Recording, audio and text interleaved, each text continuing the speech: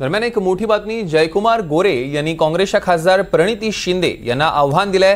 सोलापुरात महापालिकेच्या 105 जागा काँग्रेसच्या चिन्हावर लढवून दाखवाच असं आव्हान थेट दिलेलं आहे. दरम्यान मला माझ्या कामाबाबत प्रणिती शिंदेंच्या सर्टिफिकेटची गरज नाही असं त्यांनी म्हटलं.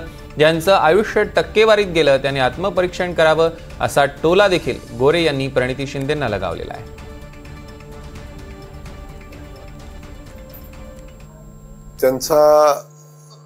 त्यांनी केलेलं वक्तव्य हे त्यांच्या उंचीप्रमाणे केलंय, त्यांच्या क्षमतेप्रमाणे केलंय. त्यांच्या क्षमतेवर मी बोलणार नाही.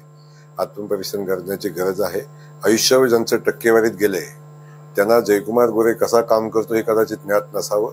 माझ्यापेक्षा इथल्या सगळ्या पत्रकार बंधूंना आणि या जिल्ह्यातल्या सगळ्या पत्रकार बंधूंना माहिती आहे डीपीडीसी कशी चालते.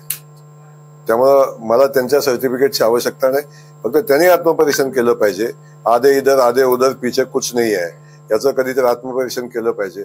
आज आपण काँग्रेस पक्ष ज्या सोलापूर शहरानं राज्याला मुख्यमंत्री दिला, ज्या सोलापूर शहरानं राज्याला नेतृत्व दिलं, देशाला नेतृत्व दिलं काँग्रेस पक्षाचं, त्याला माझं आव्हान आहे की आपण 105 सीटा काँग्रेसच्या तिकिटावर सोलापूर शहरात उभ्या करून दाखवा. एकही नगरपालिका त्यांच्या लोकसभा मतदारसंघातली हाताच्या चिन्हावर कुणी लढताना दिसत नाही. त्यामुळे याचं आत्मपरीक्षण करायचं सोडायचं.